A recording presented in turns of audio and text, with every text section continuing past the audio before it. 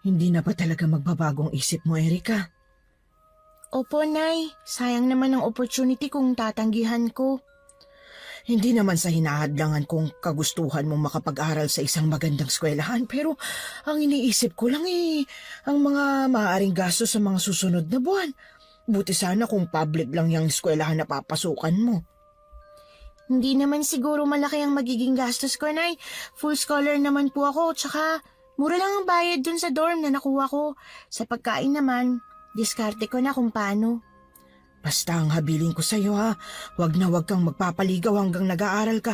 Baka magaya ka sa anak ng kapitbahay natin si Aling Tere. Hala hindi pa natatapos ang isang taon ng kolehiyo. Ayun, umuwing may laman na ang tiyan. Nako, kapag nagkataon masasabunutan talaga kita. Nanay naman, parang hindi mo naman ako kilala. Nung dito nga po ako nag-aaral, hindi naman ako nagpaligaw. Mataas ang pangarap ko na makatapos muna. Wala pa po sa isip ko yung mga ligaw-ligaw na yan at lalong hindi ho ako gagaya sa iba na maagang nagbuntis. Abay, dapat lang talaga. Alalahanin mo ang pinangako mo sa tatay mo bago siya pumanaw. Yun man lang ito pa rin mo. Yun na nga po, Nay. Bukod sa pangako kay tatay, gusto ko rin to pa rin ang pangako ko mismo sa inyo na iaahon ko kayo sa kahirapan. Gusto kong umalis sa lugar na to at mamuhay tayo sa syudad. Pangarap kong makabili kahit simpleng bahay lang. Ay, ang bata nga rin. Mukhang paiiyakin pa yata ako. Basta masaya na ako nakasama kita, Nay. Kahit nga hindi na ako mag-asawa Abay, bigyan mo naman ako ng apo. Salitaan niyang yon ng nanay niya ay natawa si Erika. Alam niya kung gaanong kagusto nito na magkaapo. Hindi man ito sabihin pero alam niya na naiinggit ito tuwing nakikita ang mga apo sa kapatid. Solo lang kasi siyang anak at hindi na pinalad na masundan pa ang pagbubuntis ng nanay niya. Ang kwento pa ni Aling Lydia, 4 na taon bago ito nagbuntis simula ng nag-asawa. Nagpaalaga lang ito sa manghihilot kaya sinwerteng nakabuo. 3 sana ang pangarap na anak ni Aling Lydia pero sa kasamaang palad ay hindi siya nabiyayaan ng 2 pang supling. Nang ipinanganak ni Aling Lydia si Erika ay todo alaga ito sa babae. Ayaw niyang nasusugatan ito o nadatapuan man lang ng lamok. Halos lahat ng pag-iingat ay ginawa niya para sa anak. Kaya ngayon na nasa 8 gulang na ito ay tila nahihirapan siya na isiping mawawalay sa kanya ang anak. Mataas ang pangarap ni Erika. Ayaw nito mag-aral sa public school sa kolehiyo sa baryo nila. Hindi niya nga alam na nag-take ito ng entrance exam sa isang private school sa bayan nila. Dahil likas na matalino si Erika kaya walang kahirap-hirap na pumasa ito at maswerteng nakakuha ng full scholarship.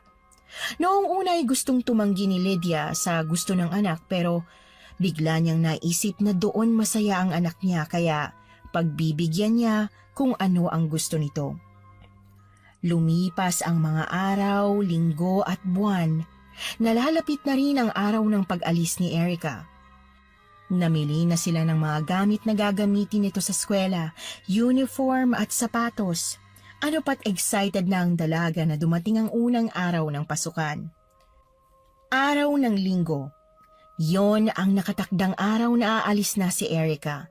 Kailangan niya pang ayusin ang kwarto na tutuluyan niya. Magkasama ang mag-ina na bumiyahe ng araw na yon. Gusto rin kasing makita ni Lydia ang itsura ng kwarto na tutuluyan ng anak. Gusto rin niyang makasigurado na safe ang lugar.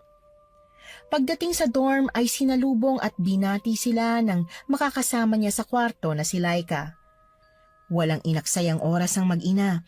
Inayos nila ang kamang tutulugan ni Erika at inayos na rin sa cabinet ang mga gamit niya. May dala rin siyang maliit na rice cooker at initan ng tubig. Hapon na nang magpaalam si Aling Lydia na uuwi na. Paano? Maiwan na kita rito. Mag-iingat ka at ayusin mo ang pag-aaral mo ha. Tuwing Biyernes ng hapon, pagkatapos ng klase mo, umuwi ka sa atin. Dali mo ang mga labahin mo para malabahan ko yan. Opo, Nay. Tatandaan ko po lahat ng habilin niyo. Maraming salamat po sa pagtulong sa akin dito ngayon Siya, sige. Ako lalakad na para hindi ako gabihin. Tawagan mo ko kapag may problema o kailangan ka ha. Wag na po kayo masyado mag-alala sa akin, Nay. Kayang-kaya ko na pong sarili ko. Nang makaalis ang ina ay nahiga sa kama si Erica. Medyo napagod siya sa biyahe at ginawang paglilinis. Magkaklase siguro tayo. Ano bang course na kinukuha mo? Accounting ang major ko. Ikaw ba? Pareho lang pala tayo. Malayo rin ang lugar na pinanggagalingan ko kaya kahapon pa lang nandito na ako. Dalawa lang ba tayo sa kwartong to? Oo. Sabi ni Ate Lisa, 2 lang daw ang titira bawat kwarto. Mas okay na yun. Ayoko rin ng masyadong maraming kasama sa kwarto. Lalo na kung matapat na malikot pa ang kamay ng makakasama mo. Sa bagay, tama ka. Mas okay na nga na 2 lang tayo rito. Bukas 8:00 ang unang klase ko. Excited na akong pumasok. Ako rin. Iniisip ko nga, ano kayang mangyayari sa akin sa pag-aaral ko rito? Sana mababait ang maging kaklase natin, no? Nung high school kasi, lagi akong binubuli ng mga kaklase ko. Bakit naman? Hindi ko alam, dahil siguro sa itsura ko. Kaya hindi masaya ang high school days ko eh. Matured na mga college student ngayon. Mahiya nga sila kung mangbubuli pa sila. Ay, sana nga maging maayos ang pag-aaral ko dito dahil kung hindi, mapipilitan akong lumipat. Ayoko na maranasan yung anxiety ng bullying. Sa narinig ay nakaramdam ng awa si Erica sa babaeng kasama. Hindi siya magaling sa mga salita kung paano mag-comfort ng tao. Kinabukasan, madaling araw pa lang ay gising na si Erica.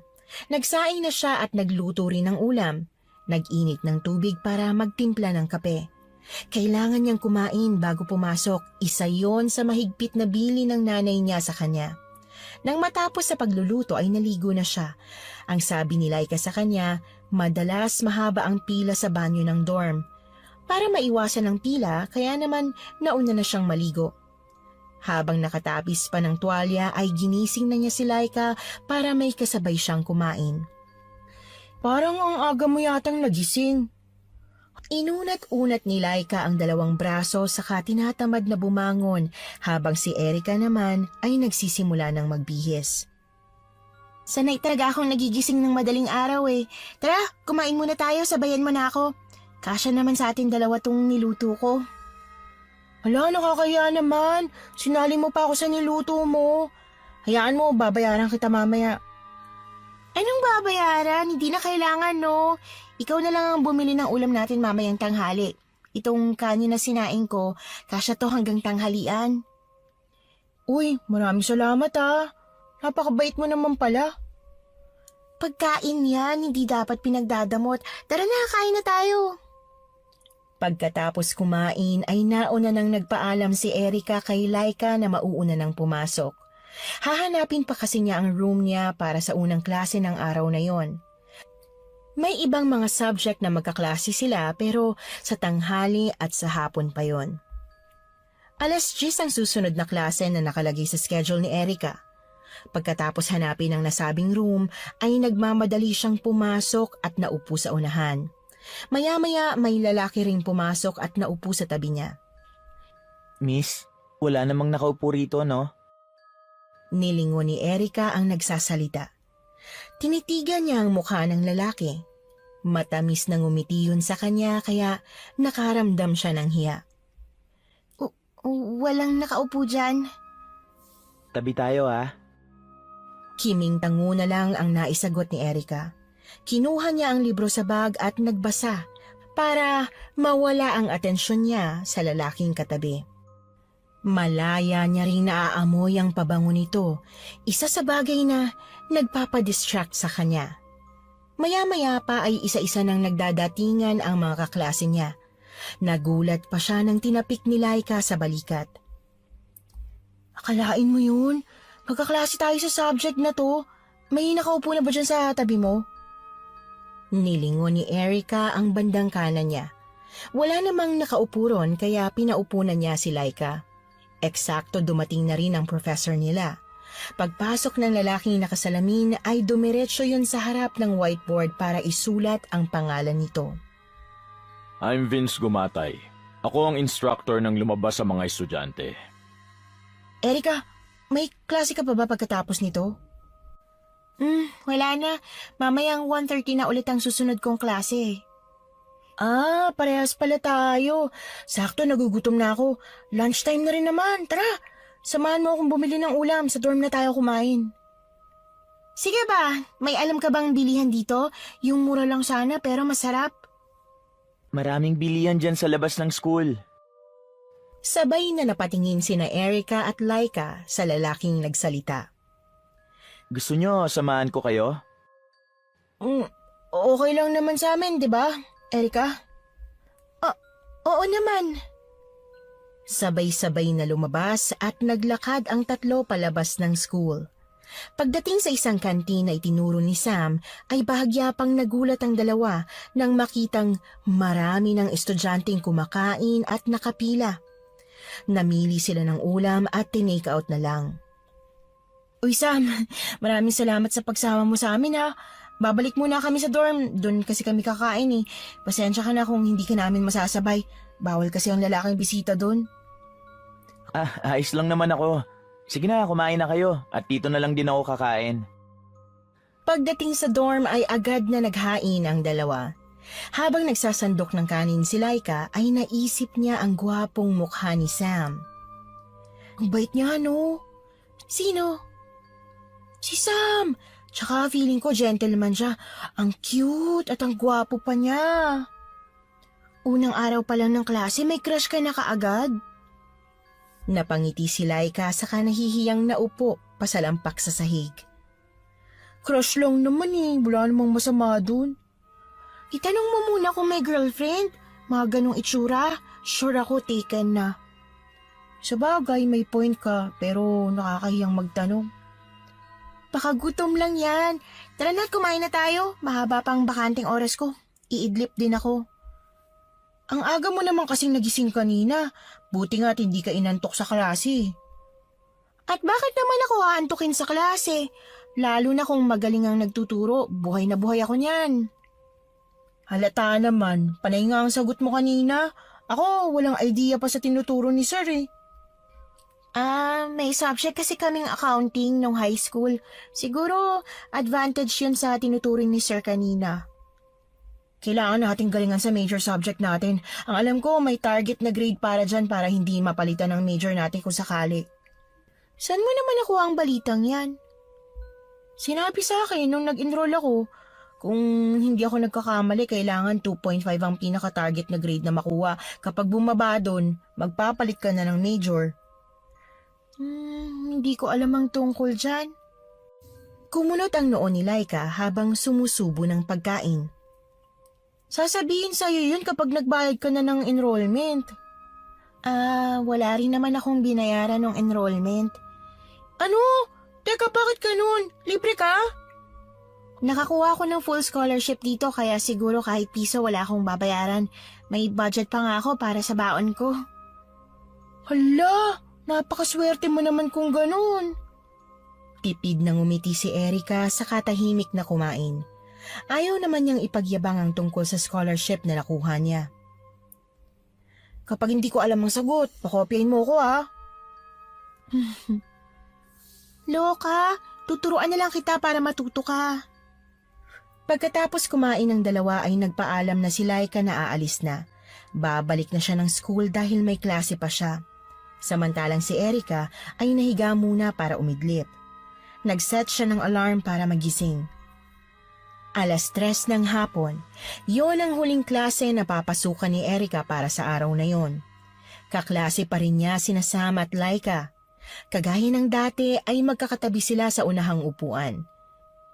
1 oras lang ang itinagal ng klase nila at pagkatapos na ay nakaisip na magyaya si Erica. Samahan mo kung mamili sa talipapa kung meron dito. Ano naman ang bibilin mo ron? Yung lulutuing ulam para sa hapunan natin. Gusto nyo samahan ko kayo? May malapit na talipapa rito. Parang lahat na lang yata ng bilihan alam mo sa lugar na to. Taga rito lang kasi ko. Ay sus, kaya naman pala. O sige, samahan mo na kami. Pagkatapos nilang mamili ng mga kakailanganin, ay naglakad pa uwi ang tatlo. Hinatid pa ni Sam ang dalawang dalaga sa dorm saka siya umuwi. Habang nasa kwarto ang dalawa ay nagsimula ng magluto si Erica habang si Laika naman ay nakadapa sa kama habang abala sa hawak na cellphone. Naririnig ni Erica ang pigil at matinis na tawa ni Laika. Ano bang ginagawa mo't para kang sinisilihan dyan? Katiks ko kasi si Sam. May pagkaabnoy rin tong lalaki na to kung ano-anong sinasabi sa akin. Kinikilig ka naman. Pagbigyan mo na ako. Sa tanang buhay ko ngayon lang naman ako kinilig. Never ka pa nagka-boyfriend? Wala. Sino naman ang magkakagusto sa akin? Bukod sa tigyawatin na, oily pang mukha. Part yan ng pagdadalaga, mawawala rin naman yan. Ikaw ba? Ilan ang naging boyfriend mo nung high school? Wala rin, hindi naman ako nagpapaligaw eh. Hindi yan ang priority ko. Marami tayong gwapong kaklase. Paano kung may manligaw sa'yo? Hindi pa rin pwede. Nangako ako kay inay na uunahin ko ang pag-aaral ko. Napakabait mo naman palang anak. Ang swerte ng magulang mo sa'yo. Swerte rin naman ako sa kanila, kung hindi lang maagang nawala ang tatay ko eh. High school pa lamang si Erica nang mamatay ang ama sa sakit sa atay. Hindi naman palainom ang ama. Sa totoo nga'y wala itong bisyo. Puro pagtatrabaho lang ang ginagawa nito kaya hindi nila alam kung saan ito nakuha ang sakit. Dahil sa kakapusan sa pera kaya hindi nila agad na ipagamot ito. Nang malaman nila ang sakit ay malala na at hindi na kayang maipagamot pa. Naratay sa ospital ang ama ni Erica hanggang sa doon na binawian ng buhay. Bago ito mamatay, ay nangako siya na magtatapos sa pag-aaral at aalagaan ng nanay niya kahit na ano ang mangyari. Kaya ngayon ay wala talaga sa isip niya ang tungkol sa pagbo-boyfriend. Baka mapabayaan niya kasi ang pag-aaral at mawala ang scholarship na iniingatan. Kinabukasan, maaga na namang nagising si Erica. Pagkatapos magluto at mag-asikaso ay chinek niya ang homework na ginawa kagabi. Halos mag-aalas 12 na siya natapos sa ginagawa bago natulog. Nang makapagbihis ay ginising na niya si Laika. Mukhang napuyat din ito sa pakikipag-text kay Sam. Patulog na siya pero naririnig niya pa itong may kausap sa cellphone.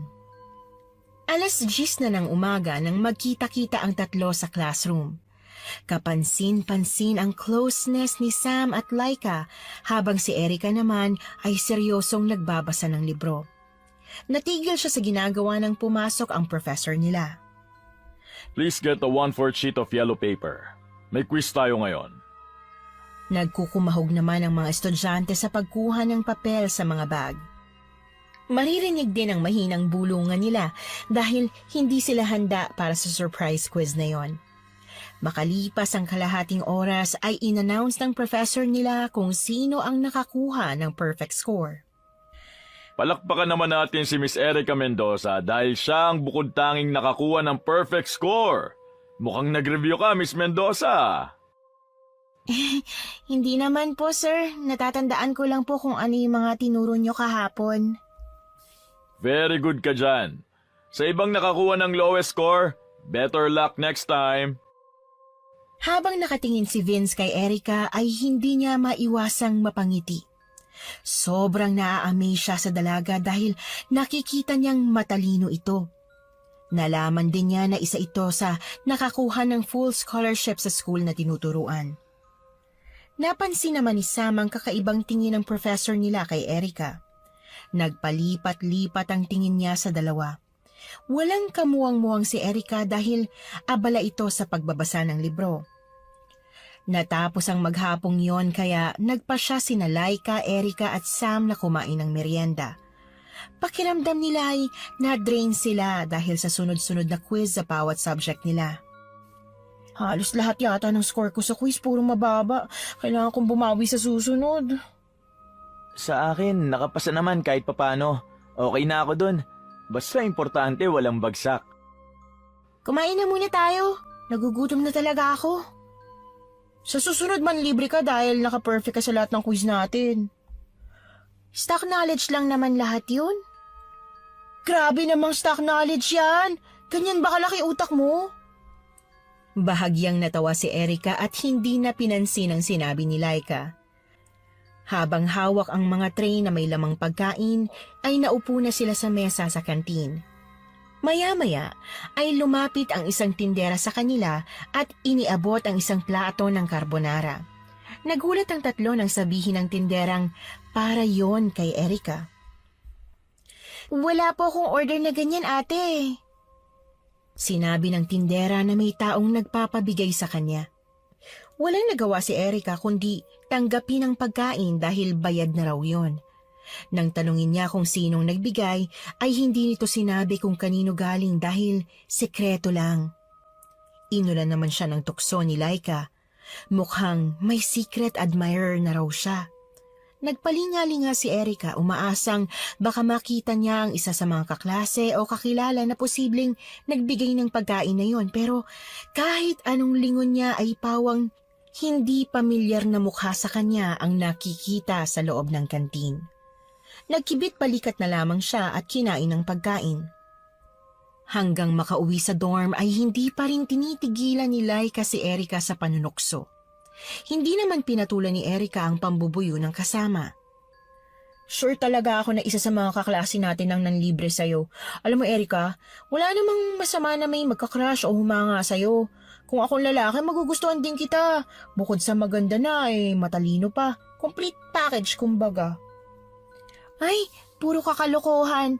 Alam mo, mabuti pa mag-aral ka na lang ngayon para sa susunod makakuha ka naman ng maganda-gandang grades. Oo na, mag-aaral na.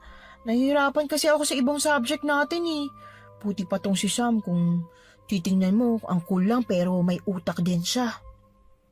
Malamang kasi nag-aaral din yun at hindi puro cellphone ang inaatupag.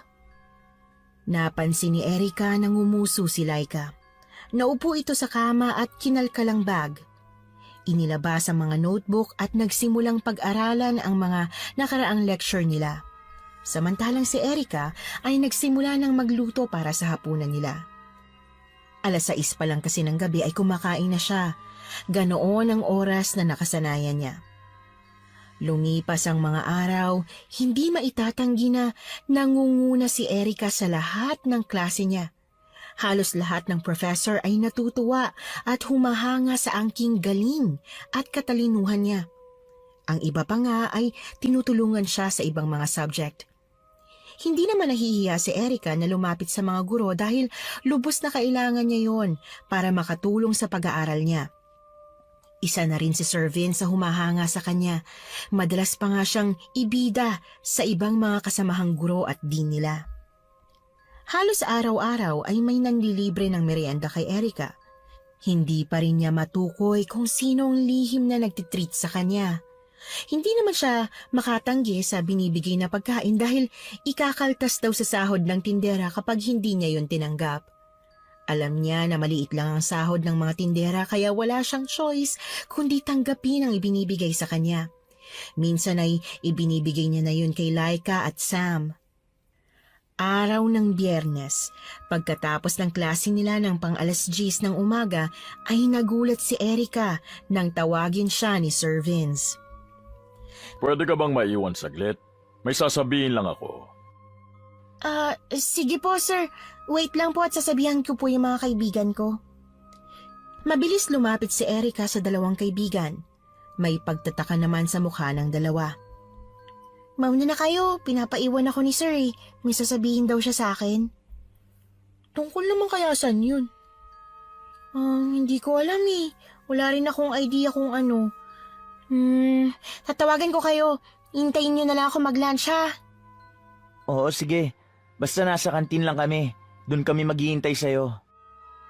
Nang makalabas na ang lahat ng estudyante, tanging sina Erika at Sir Vince na lang ang naiwan sa loob ng room.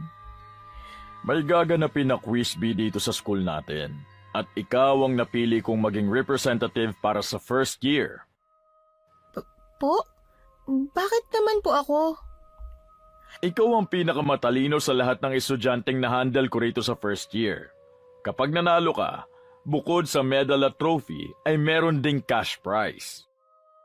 Nang marinig ni Erika ang tungkol sa mapapanalo ng pera, ay agad sumagi sa utak niya ang nanay niya. Siyak na matutuwa yon kung sakali. Pag-isipan mo, Miss Erica.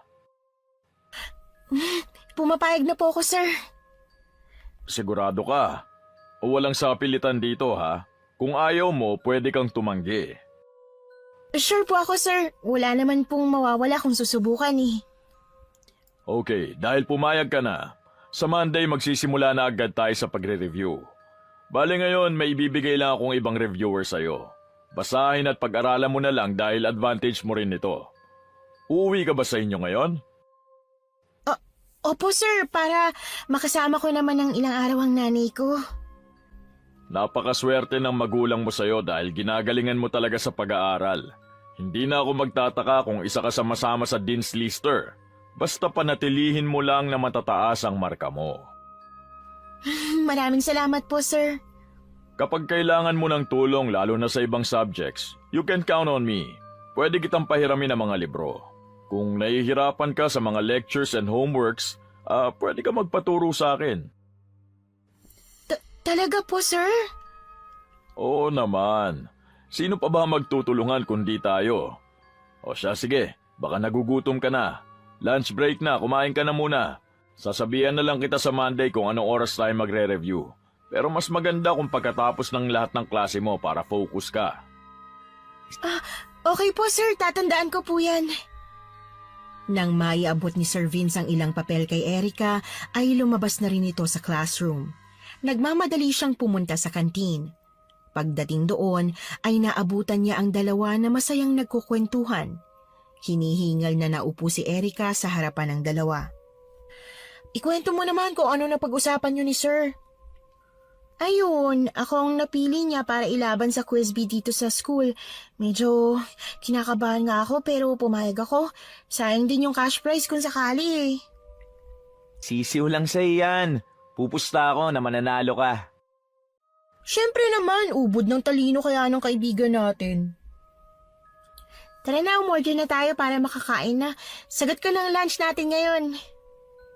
Yun oh, minsan lang man libre yan kaya sulitin na natin. Pagkatapos ng lahat ng klase ni Erika ay nagmamadali siyang nag-impake. Uuwi siya sa kanila at siyak na aabuti na siya ng gabi sa daan. Nang masiguro na kumpleto na ang lahat ng dadalhin ay nagmamadaling nagpaalam si Erika kay Laika. Halos 8:00 na ng gabi nang dumating si Erika sa bahay nila. Sinalubong siya ng ina at agad na ipinaghain. Parang kabigat naman yata nitong mga dala mo. May mga dala po kasi akong libro, Nay. Malapit ng midterms kaya kailangang magsunog ng kilay. Kumusta ka naman ba doon? Anong nangyayari sa pag-aaral mo? Ayos naman po, Nay. Ipagdasal niyo po ako na sana manalo sa sinalihang quiz bee. Oy, syempre, pagdarasal ko yan. Alam ko naman na mananalo ka. Basta galingan mo at gawin mo ang best mo. Tara, kumain na muna tayo.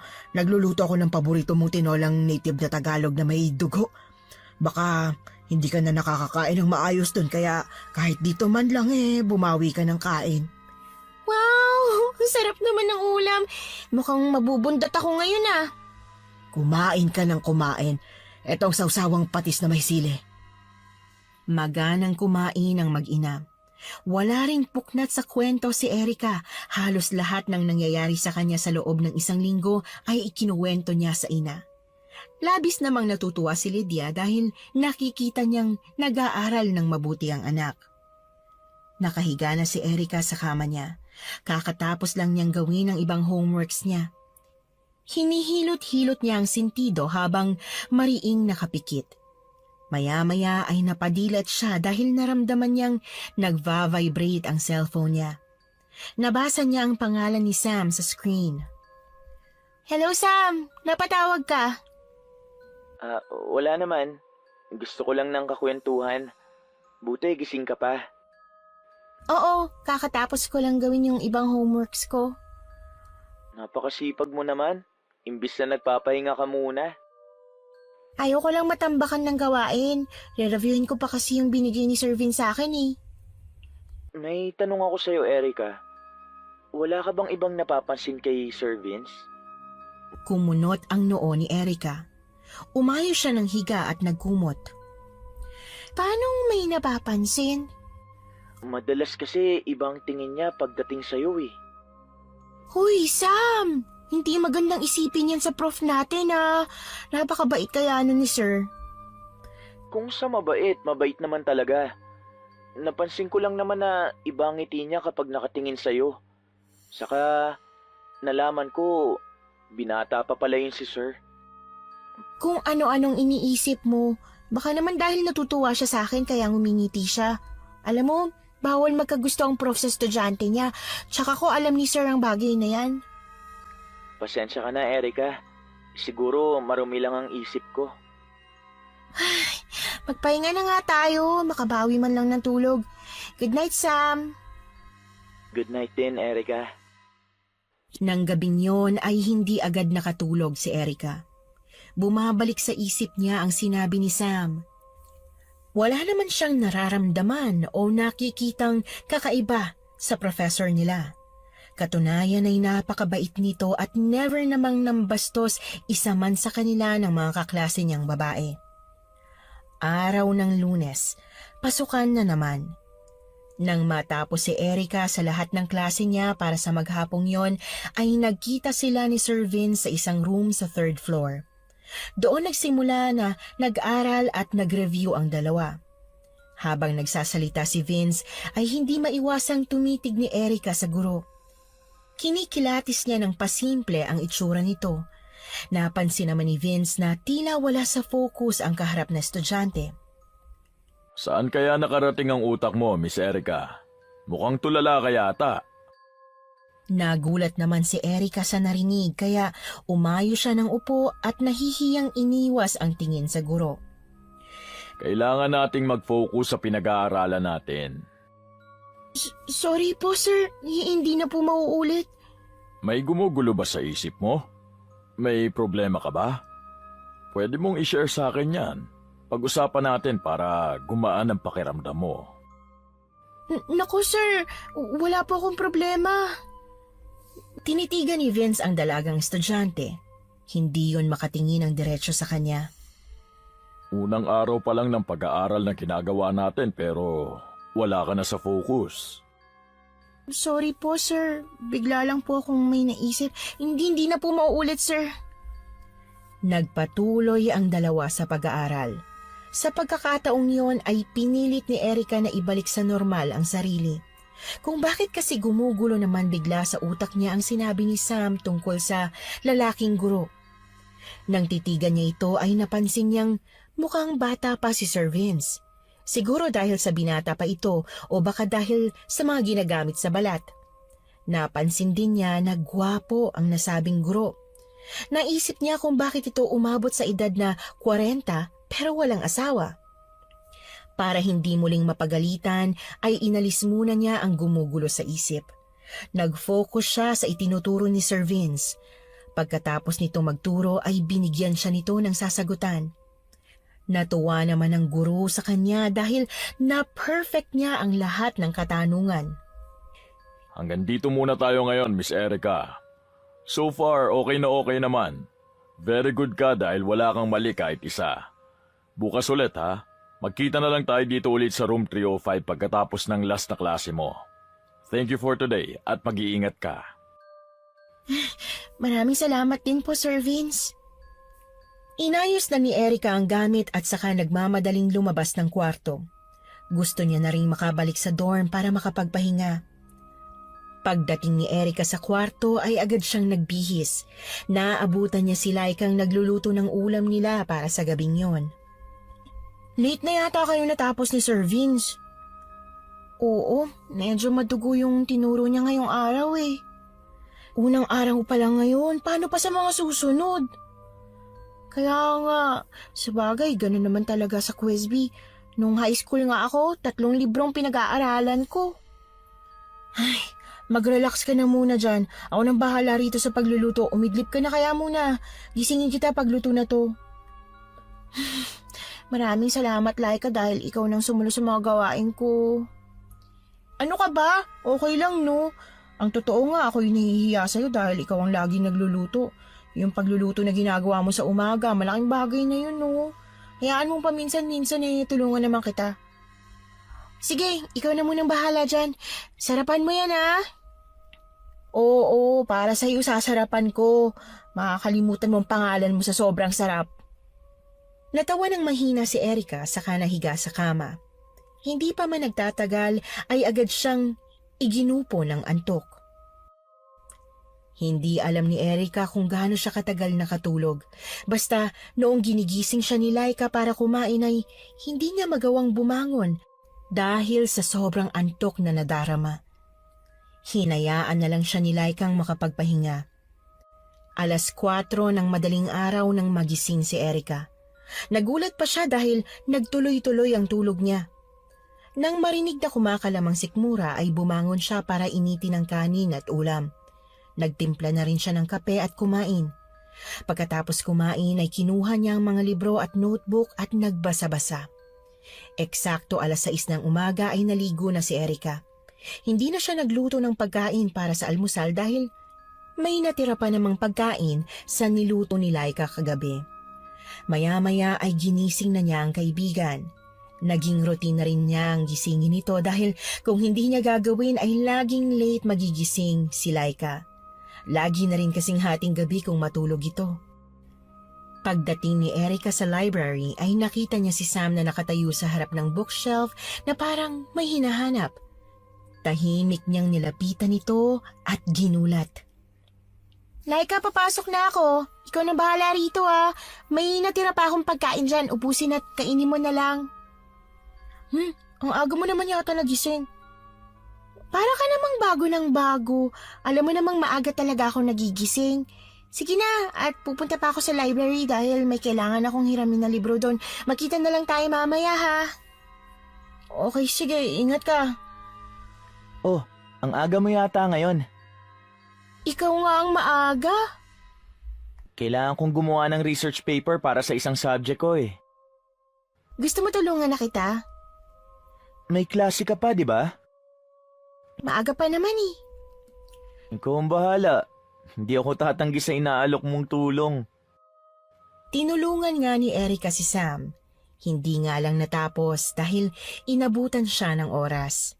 Malapit nang mag-8:00 nang magpaalam siya sa lalaki dahil baka mahuli siya sa unang klase niya. Halos lakad-takbo ang ginawa ni Erica. Pag-akyat ng hagdan ay may nabangga pa siya. Tumilapon ang mga librong hiniram niya sa library. Nagmamadaling pinulot yon ni Erica. Nagulat pa siya nang mapagsino ang taong nag-abot ng 2 libro sa kanya. Sa susunod, mag-iingat ka, Miss Erica. Naku, Sir Vince, kayo pala yan. Sorry po, nasaktan po ba kayo? Hindi naman. Ikaw ang baka nasaktan. Hindi naman po. Sige po, dito na ako. Nagmamadali po kasi ako. Baka maliit na ako sa klase ko. Nagpatuloy sa pagtakbo paakyat ng hagdan si Erica. Napangiti na lang si Vince habang nakatanaw sa papalayong estudyante. Tanghalian na nang ayain ni Sam sina Laika at Erica. Para makabawi sa tulong nito sa kanyang umaga ay inilibre niya si Erica. Tumatanggi ang babae pero hindi ito hinayaan ni Sam. Ang totoo ay may lihim siyang pagtingin kay Erica. Ayaw lang niyang aminin dahil napag-alaman niya kay Laika na hindi nito priority ang pagbo-boyfriend.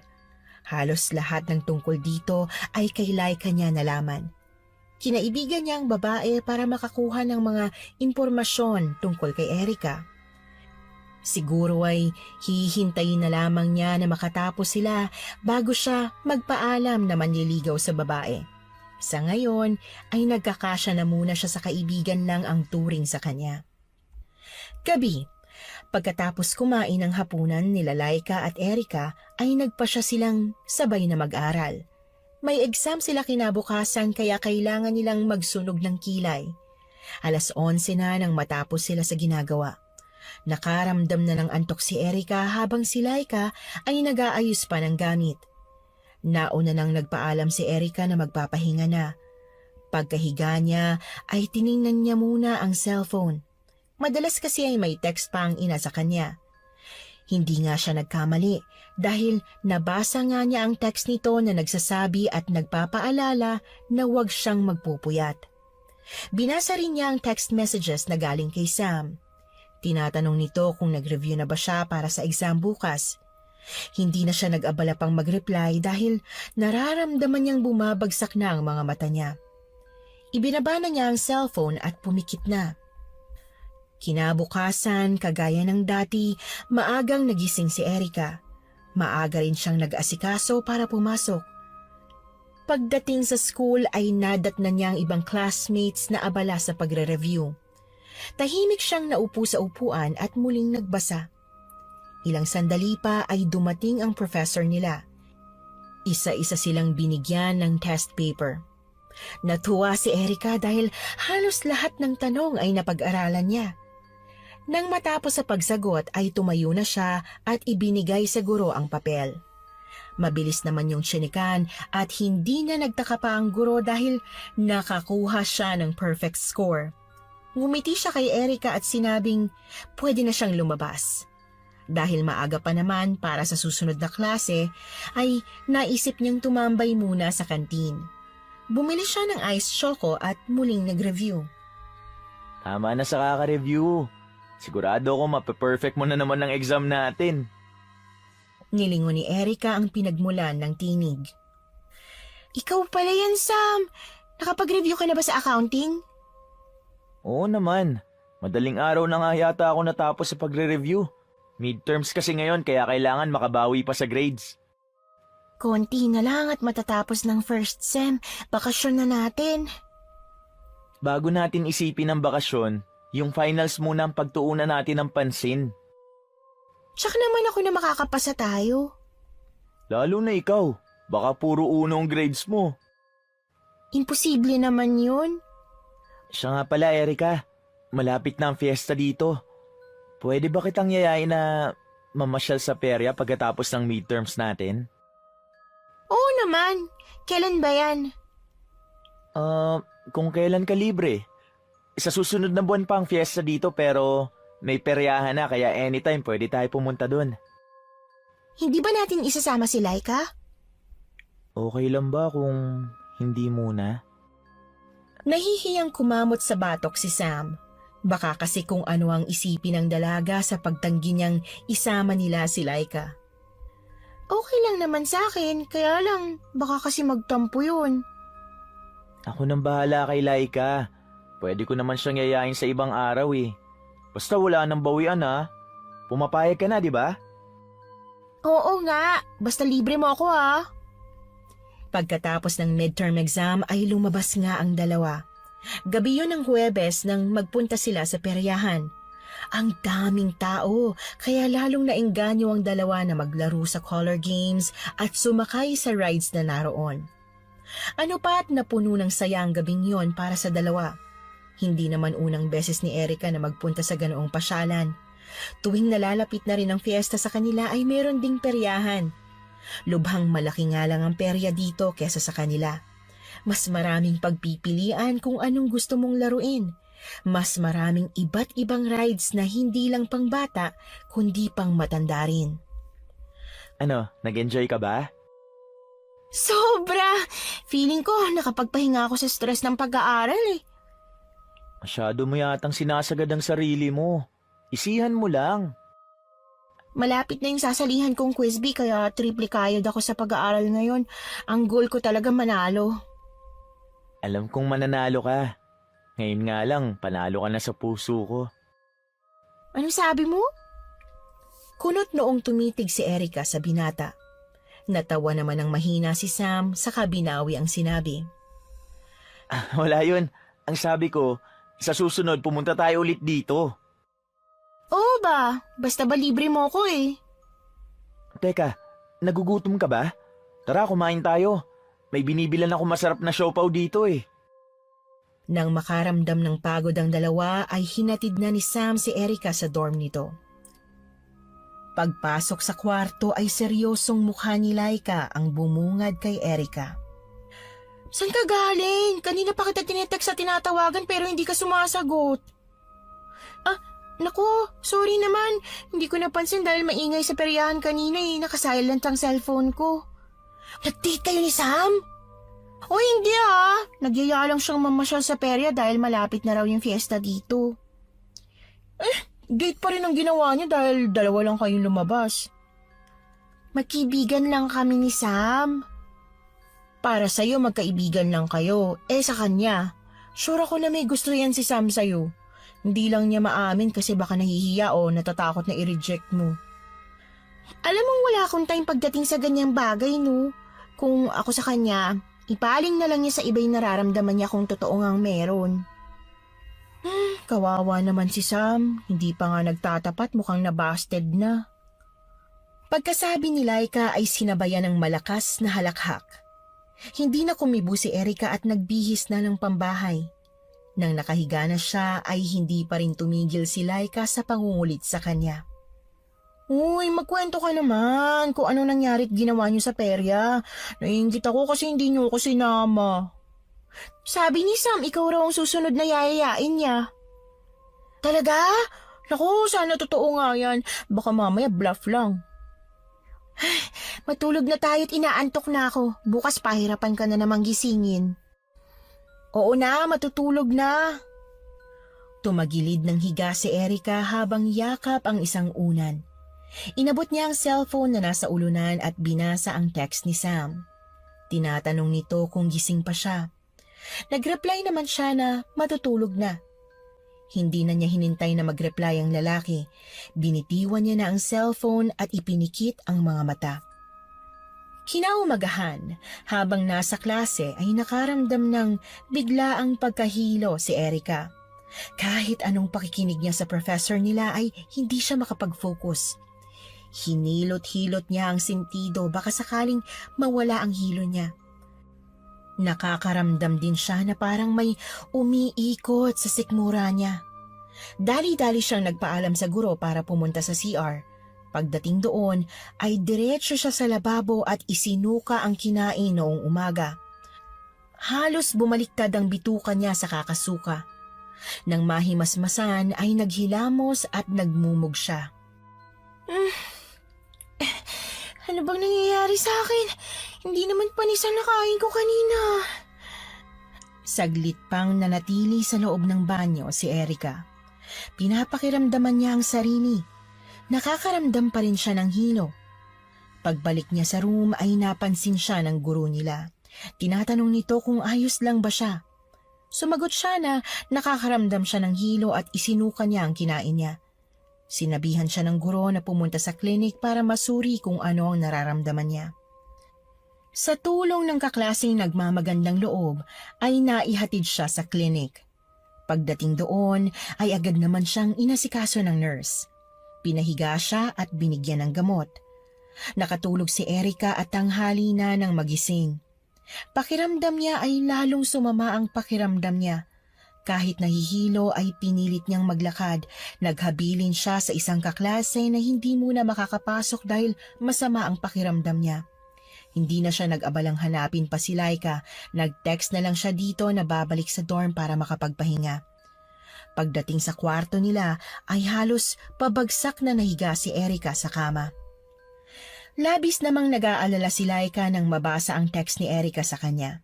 Sinabi niya rin yon kay Sam kaya pati ang binata ay nag-alala rin. Pagkatapos ng klase ay bumili si Laika ng mainit na lugaw sa karinderya. Pagdating sa dorm ay pilit niyang ginigising si Erika para kainin ang dala niya. Tiyak niyang hindi pa ito kumakain ng tanghalian. Halos hindi naman maimulat ni Erika ang mga mata. Umuungo lang ito habang nakapikit. Kinuha ni Laika ang thermometer sa bag at inipit sa kilikili ng kaibigan. Hoy, ano bang nangyayari sa'yo? Nahamugan ka yata kagabi kaya ka nagkasakit ngayon eh. Hindi naman siguro.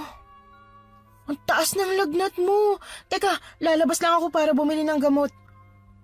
Pagkabili ni Laika ng gamot ay naabutan niya na muling natutulog si Erika. Bahagya pang nakabuka ang bibig nito. Gising na, Erika. Kailangan mo kumain para makainom ka na ng gamot. Ininit ni Laika ang biniling lugaw para mainitan ng sikmura ng kaibigan. Kahit ayaw pang magmulat ng mga mata ay pinilit ni Erika na maupo sa kama. Inalalayan siyang pakainin ni Erika dahil nanghihina pa rin siya. Sinubuan siya nito at pagkatapos ay pinainom ng gamot. Tinulungan din niyang magbihis si Erika ng ternong pajama. Hindi na niya inalis ang medyas sa mga paa nito dahil nakapa niyang parang yelo yon sa lamig. Pinahiga na niya si Erika at dinikitan ng cool fever sa noo para kahit papano'y mabawasan ang init nito sa katawan. Nang matapos asikasuhin ni Erika ay saka naman kumain ng hapunan si Laika. Habang kumakain nga ay tumunog ang cellphone niya. Hello, Laika? Kumusta si Erika ngayon? Natutulog siya eh. Pinakain at pinainom ko na siya ng gamot. Sana nga bumaba ng lagnat niya. Biglaan naman yata ang pagkakasakit niya. Mabuti na lang din walang klase kanina si Sir Vince. Absent din daw at may sakit. Uso na ba ngayon? Feeling ko over-fatigue tong tumama kay Erika. Wala kasing tigil sa kakaaral eh. Di pa napapahinga. Hindi na rin siya nakauwi ngayon. Baka mag-alala ang nanay niya. Tatawagan ko mamaya para sabihin na may sakit si Erika. Baka kasi magtaka yun kung bakit hindi to nakauwi. Ikaw na muna ang bahala kay Erika ha. Every 4 hours painumin mo siya ng paracetamol. Okay, masusunod. Bantayan mo rin at punasan mo ng basang towel ang mga leeg, muka at braso. Makakatulong yun para bumaba ang lagnat niya. Mamaya gagawin ko yan. Sige na, tatapusin ko na muna yung pagkain ko. Nang matapos ang tawag ay nagpatuloy sa pagkain si Laika. Eksakto natapos siya ay narinig niyang nagva-vibrate naman ang cellphone ni Erika na nasa bag. Agad niyang hinalungkat yon at sinagot. Hello, Erika! Nasaan ka na ba? Anong oras na wala ka pa rito sa bahay? Hello po, Nay Lydia. Si Laika po to yung kasama ni Erika dito sa dorm. Hindi po siya makakauwi dahil may sakit po siya. Ano? Nasaan siya ngayon? Nandito po nakahiga, natutulog po. Huwag po kayo mag-alala dahil ako naman po yung nag-aalaga sa kanya. Hindi kaya nalipasan ng gutom ang batang yan kaya nagkasakit? Ay, malabo hong mangyari yun. Lagi nga po nasa oras ang kain namin dito. Nag-aalala tuloy naman ako sa batang yan.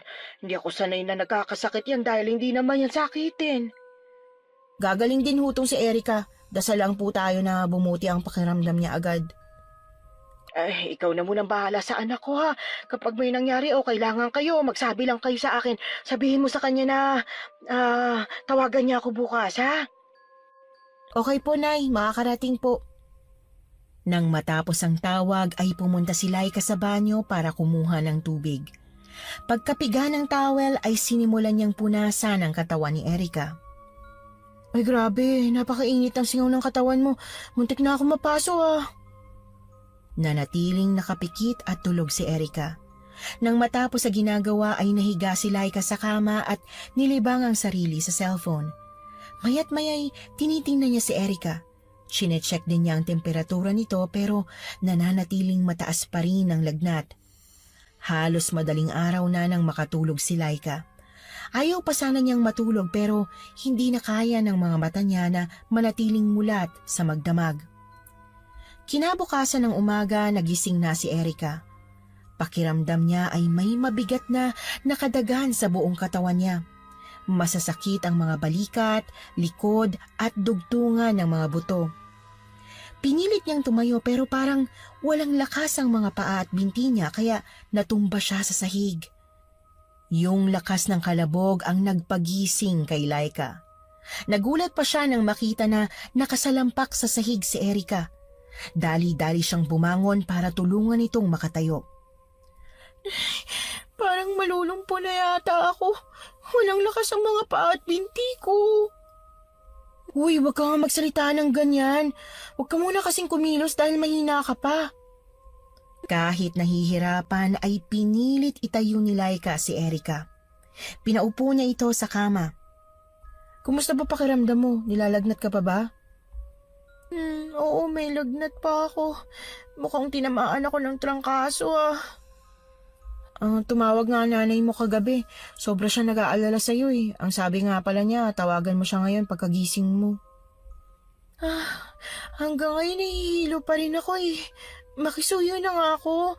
Mag-init ko ng tubig at iinom ako ng gatas. Agad namang tumalima si Laika habang si Erika naman ay dinadayal ang numero ng ina. Hello, Erika, anak. Mabuti at gising ka na. Kumusta ang pakiramdam mo ngayon? Eto, hindi pa rin ako okay, Nay. Nahihilo at may lagnat pa rin po ako. Gusto mo bang puntahan na kita ngayon dyan? Naghahanap lang ako ng mahihiraman ng pera para may pamasaya ako papunta dyan. Ay, wag na po kayo mag-abala, Nay. Gagaling din po ako. Sa susunod na Biyernes na po ako uuwi. Nag-aalala kasi ako sa'yo, anak. Gusto kitang makita at alagaan kahit ilang araw lang.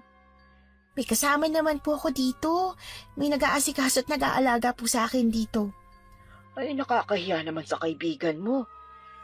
Mabait po si Laika. Hindi naman po niya ako pababayaan eh. Ay, basta inumin mo sa tamang oras sa mga gamot mo para gumaling ka kaagad, ha? Opo, Nay. Sige po at kakain muna kami ng almusal para makainom na rin ako ng gamot. Isinali ni Laika ang mainit na tubig sa tasa. Siya na rin ang nagtimpla ng gatas ni Erika. Pagkaabot sa kaibigan ng tasa, ay saka siya nagtimpla ng kape na para naman sa kanya. Iba talaga mag-alala ang nanay, no? Oo naman. Kahit sino namang nanay mag-aalala kapag may sakit ang anak nila, lalo na ako na malayo pa sa kanya. Naisip ko lang na kapag nakipag-date ka pala magkakasakit ka. Muntik maibuga ni Erika ang gatas na iniinom. Nangaasar ka na naman ba? Bigla ko lang naisip na sobrang kayata sa date nyo ni Sam kaya ka dinapuan ng sakit. Hindi nga sabi date ang ginawa namin. Okay, hindi na. Sabi mo eh. Lumipas ang 4 na araw. Medyo gumanda ang pakiramdam ni Erika. Araw ng Miyerkules nang magdesisyon siyang pumasok na dahil ilang araw na siyang absent. Ipinagpapasalamat na lang talaga niya na natapos muna ang midterm exams bago siya nagkasakit. Habang nakaupo sa loob ng room, mapapansin pa ang pangangalumata ni Erika. Pumayat din ito at halata na galing sa sakit. Kinumusta siya ng mga kaklase. Nagmagandang loob pa ang mga ito sa kanya dahil pinahiram siya ng notebook para maisulat niya kung tungkol saan ang napag-aralan nila noong mga araw na absent siya. 10:00 ng umaga nang magsimula ang klase nila kay Sir Vince. Halata sa aura nito ang pagiging seryoso ng oras na yon. Bagay na napansin ni Erika. Mas sanay siya na palaging masaya at nakangiti ito kung magturo. Sa tuwing titingin si Vince kay Erika ay napapansin ng dalaga na parang may kakaiba sa tingin na yon. Hindi niya alam kung bakit pero nakaramdam siya ng mumunting kaba. Pinilit niyang mag-focus sa itinuturo nito. Pagkatapos ng klase ay hinintay ni Erika na makalabas ang lahat ng kaklase niya. Habang abala si Vince sa pagbubura ng whiteboard ay lumapit si Erika dito. Sir, sorry po kung ilang araw akong absent. Nagkasakit po kasi ako at ngayon lang bumubuti ang pakiramdam ko.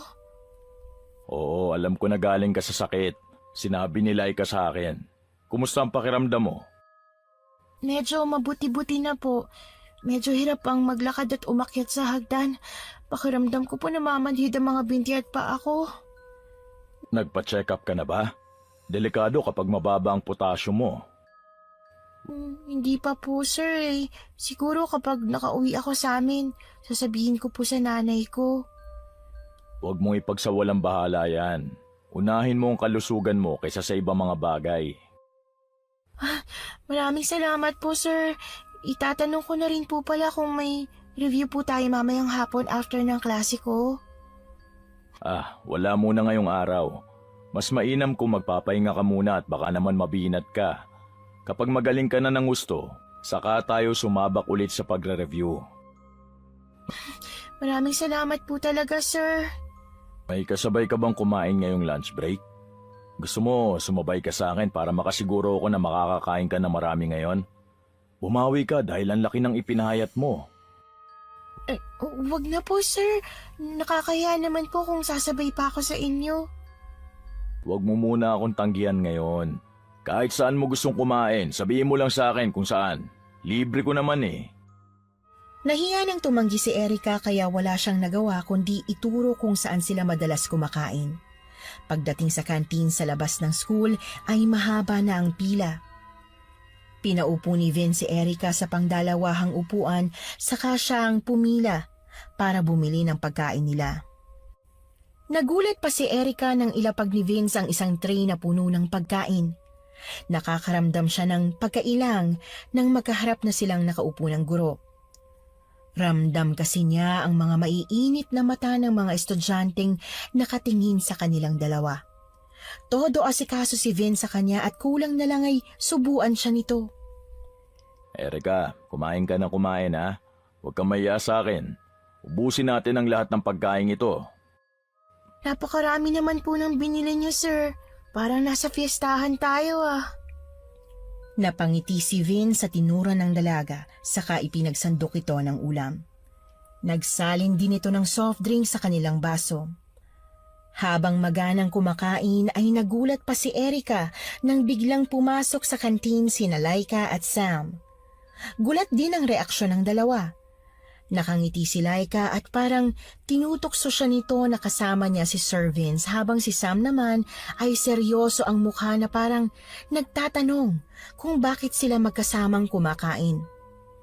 Iniiwas ni Erica ang paningin sa dalawang kaibigan at ipinagpatuloy na lamang ang pagkain.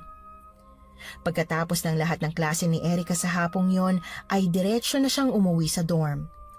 Habang naglalakad palabas ng gate ng school, ay hinarang naman siya ni Sam. Pwede ba tayo mag-usap?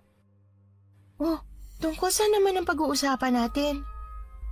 Basta, doon tayo mag-usap sa cafe malapit dito.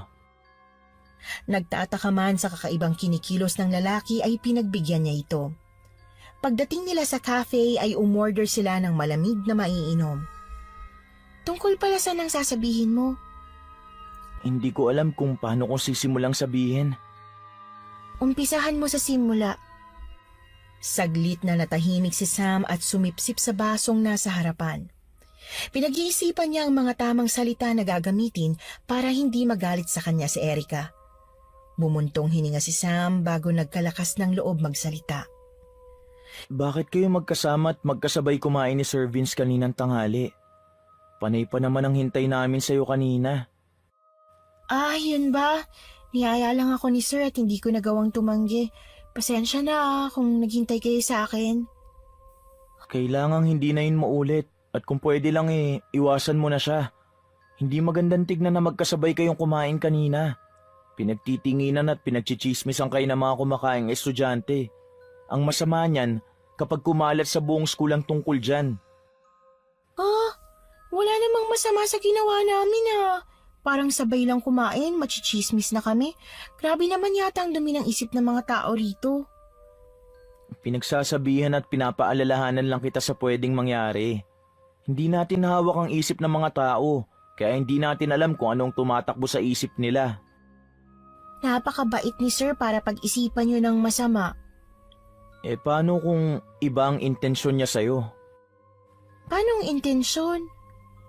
Hindi mo ba nakikita o napapansin? Parang gusto ka ni Sir.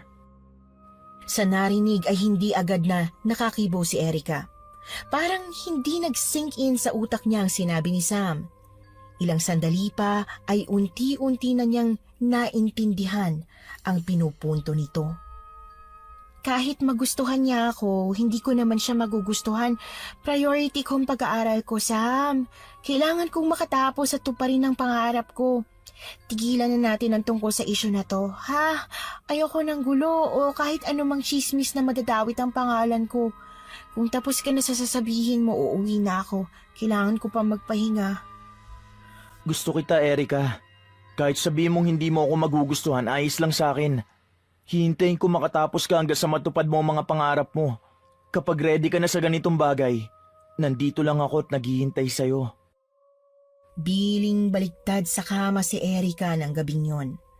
Nagpagulo sa utak niya ang ginawang pagtatapat ni Sam sa kanya. Hindi tuloy niya alam kung paanong haharapin o pakikitunguhan ito. Walang-wala sa hinagap niya na may lihim na pagtingin pala ang lalaki sa kanya. Binasa niya ang mga text messages ni Sam sa kanya pero hindi niya yon nireplyan. Puro sweet quotes ang mga ipinasa nito sa kanya. Ayaw niyang makaramdam ng kilig kaya inignore niya ang mga text at pinilit matulog. Biyernes ng hapon nang magpa siyang umuwi si Erica sa kanila. Mabilis lang ang naging biyahe kaya 7:00 pa lang ng gabi ay dumating na siya sa kanila. Mahigpit na niyakap siya ng ina at kinuha ang mga dala niya. Ay, mabuti naman at gumaling ka na. Kumusta ang biyahe mo? Hindi ba mabigat tong mga dala mo? Okay lang naman, Nay. Walang traffic, kaya medyo maaga akong dumating. Baka nagugutom ka na. May pagkain na dyan. Sige po, Nay. Kumain muna tayo at namiss kong luto nyo. Nang matapos kumain, ay isinalang naman agad sa washing machine ang mga dalang labahin ni Erica. Si Erica naman ay pumasok sa kwarto at naupo sa kama. Pinipisil-pisil niya ang mga binti. Nakakatulong yon para kahit papano'y magkaroon ng pakiramdam ang mga binti niya. Nang mapagod sa ginagawa ay nahiga na siya. Hindi niya namalaya na nakatulog na pala siya. Nagising siya ng hating gabi na kumikirot ang mga binti. Mapait ang laway niya at parang lalagnatin na naman siya. Pinilit niyang bumangon para kunin ang gamot sa bag pero eksaktong nakatayo siya ay bigla siyang bumagsak sa sahig. Napaluha siya sa sakit kaya tinawag niya ang kanyang ina. Maya-maya ay nagising na ito at nagulat pa kung bakit siya nakasalampak sa sahig. Ano bang nangyayari sa'yo? Hindi ko po alam, Nay. Basta pagkatayo ko, bigla akong bumagsak at hindi ko na kayang tumayo pa. Napakasakit ng binti ko, Nay. Kailan mo pa ba nararamdaman yan? Ngayon lang po. Dati walang pakiramdam tong binti ko kaya lagi kong hinihilot eh. Bukas na bukas din na ipapacheck up na kita para malaman natin kung ano yan. Nag-aalala na naman ako sa'yo. Kinabukasan ay nagpunta sa public hospital ang mag-ina. Pagkasabi sa nararamdaman sa nurse ay ginawa ng x-ray ang mga binti niya. Wala namang nakita na kakaiba ron at normal naman daw ang mga buto niya. Kinunan pa siya ng dugo para malaman kung ano ang sakit niya pero normal din ang lahat ng blood chemistry ni Erica. Pagkatapos maresetahan ng vitamins ay umuwi na ang mag-ina. Bumili muna sila ng saging at gatas dahil yun daw ang pampatibay ng buto. Nang gabing yon ay muling naulit ang nararamdaman ni Erica. Nagising siya na masasakit na naman ang mga binti niya. Sa sobrang sakit ay halos matawag na niya ang lahat ng santong kilala niya. Narinig ni Aling Lydia ang pag-iyak ng anak kaya naman pinuntahan niya ito sa kwarto. Napayakap na lang si Erica sa ina dahil hindi niya maintindihan ang kirot at sakit na nararamdaman. Sinubukan niyong hawakan ni Aling Lydia pero lalo lamang dumoble ang sakit na nararamdaman ni Erica. Halos gumulong siya sa kama dahil hindi niya na alam ang gagawin. Kinaumagahan nagpunta si Aling Lydia sa kapitbahay nilang manggagamot. Nanghingi siya ng mga dahon na pwedeng ipanggamot at ipangtapal sa binti ng anak. Binigyan naman siya ni Aling Aida ng mga dahon na mabisa sa mga kirot. Nang gabing yon ay muli na namang naulit ang sakit sa binti ni Erica. Dali-daling itinapal ni Aling Lydia ang mga halamang gamot sa binti nito pero hindi man lang yun nakabawa sa sakit. Sa sobrang taranta at aligaga ni Aling Lydia ay tumatakbong pumunta siya kay Aling Aida para sabihin na hindi umepekto ang binigay niya. Nang dumating si Aling Aida sa bahay ni na Aling Lydia ay naabutan niya si Erica na halos mahimatay sa sakit na nararamdaman. Kinakagat na nito ang unan at pabaling-baling sa higaan. Sa nakikita ni Aling Aida ay parang kakaiba ang sakit na dumapo sa dalaga. Lumapit ang manggagamot dito at pinakalma si Erica. Nakinig naman ang babae at sumunod sa utos ni Aling Aida. Tiningnan nito at pinagdikit ang dalawang hinliliit niya sa kamay. Nagulat pa ang matanda nang makitang hindi yun pantay. Mukhang alam na niya kung anong klaseng sakit meron ng dalaga. Bumalik siya sa bahay niya para kunin ang mga gamit sa panggagamot. Nagtataka man ang mag-ina pero nanood na lang sila sa ginagawa ni Aling Aida. Nagsimulang magdasal ang manggagamot habang nakapikit. Maya-maya ay inipit nito sa 2 daliri sa paa ang palito na dala. Naghumiyaw sa sakit si Erica. Napahiga siya sa kama at tumirik ang mga mata. Naiyak naman si Aling Lydia sa naging itsura ng anak. Dinaluhan niya ito at niyakap. Nagsimulang magtanong si Aling Aida kung sino ang kumukulam kay Erica. Noong una'y puro mahihinang ungol lang ang maririnig sa dalaga hanggang sa maya-maya pa ay sumisigaw na rin sa sakit ang ibang boses. Nagulat pa si Aling Lydia dahil boses lalaki ang naririnig niyang lumalabas sa bibig ni Erica. Anong nangyayari sa anak ko, Aling Aida? Kinukulam ang anak mo at ang lalaking boses na yan ang salarin. Hoy ikaw, kung sino ka man, kapag hindi mo itinigil ang pagpapahirap na ginagawa mo kay Erica, ikaw ang papatayin ko. Papahirapan din kita kagaya ng ginagawa mo sa kanya. Ano ang naging kasalanan niya sa'yo? Ano? Sumagot ka! Kailangan ko siyang lumpuhin para hindi na siya makakagala pa. Inuuna pa niya ang gumala kaysa mag-review. Dapat lang sa kanya yan. Bawiin mo lang ginawa mo sa kanya kung gusto mo pang mabuhay. Dahil lang sa maliit na dahilan kaya ginawa mo ito sa kanya. Wala kang kasing sama. Buhay ka pa pero sinusunog ng kaluluwa mo sa impyerno. Oo, babawiin ko na. Parang awa mo na, itigil mo na yan. At napakasakit. Itinigil na nga ni Aling Aida ang pagpapasakit kay Sir Vince na napag-alaman nilang siyang kumukulam at nagpapahirap kay Erica.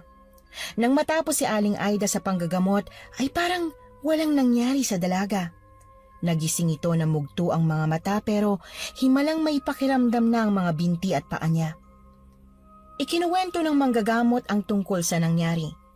Noong unay, hindi makapaniwala si Erica sa nalaman pero nariyan ang ina para magpatunay na totoo ang kwento ni Aling Aida tungkol sa nangyari sa kanya. Nakaramdam ng lungkot si Erica dahil hindi niya akalain na ganoon ang gagawin ng inaakala niyang mabait na guro sa kanya. Naluha siya at naisip na tama ang lahat ng sinabi ni Sam sa kanya na kailangan niya talagang iwasan ang guro nilang si Sir Vince. Umaga ng Lunes, pagkatapos ng unang klase ni Erica, ay sa klase na ni Sir Vince ang susunod. Pagdating sa room ay nagtaka pa sila kung bakit iba ang pumasok na professor.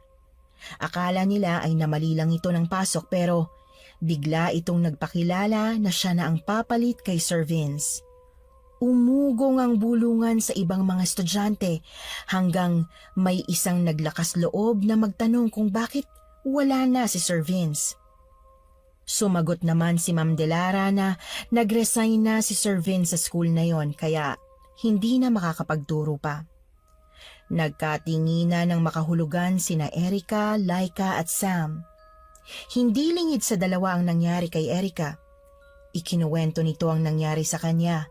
Ang balak pa sana ni Erica ay kumprontahin ang guro para itanong kung bakit yun nagawa sa kanya pero ngayon ay wala nang pag-asa pang malaman ang sagot dahil tuluyan na nitong nilisan ang eskwelahan nila. Hayaan mo na. Ang importante, magaling ka na ngayon at nalaman mo kung sino ang gumagawa niyan sa'yo. Nung una pa lang, wala na talaga akong tiwala kay Sir Vince. Iba siya kung makatingin sa'yo. Hindi mo lang napapansin kasi masyado kang busy at focus sa pag-aaral. Grabe si Sir, no? Hindi natin akalain na marunong palang mangkulam. Sana lang kung lilipat siya ng papasukang eskwelahan, huwag niya nang uulitin kung ano yung ginawa niya sa akin. Hindi biro yun Muntik na akong mamatay sa sobrang sakit ng binti ko. Kapag kinulam ka ulit, sabihin mo sa manggagamot na tuluyan na siyang patayin. Tignan natin kung makakapambiktima pa siya ng mga estudyante niya. Nahinto lang ang tatlo sa bulungan nang magsimula ng magturo si Ma'am Delara. Sa buong oras ng klase ay walang natutunan si Erica. Gumugulo pa rin kasi sa isip niya ang tungkol sa nangyari. Habang nabubuhay siguro siya ay hindi na niya makakalimutan ang kakatuwang karanasang yon. Napag-alaman niya rin kay Sam na nag-usap pala ang dalawa tungkol sa kanya. Inamin ni Sir Vince kay Sam na may gusto ito kay Erica at nakakaramdam ito ng selos nang makita silang magkasama sa peryahan ng gabing yon. Dahil sa selos at inggit, kaya nagawa ni Sir Vince na kulamin siya. At kinabukasan nga ay doon siya nagsimulang magkasakit. Malinaw na kay Erica ang lahat kung bakit siya kinausap ni Sam ng araw na yon sa cafe. Sa ngayon ay focus muna siya sa pag-aaral. Kung totoo ngang kaya siya nitong hintayin, ay malalaman niya kapag nakatapos na siya ng pag-aaral at natupad na niya ang mga pangarap niya.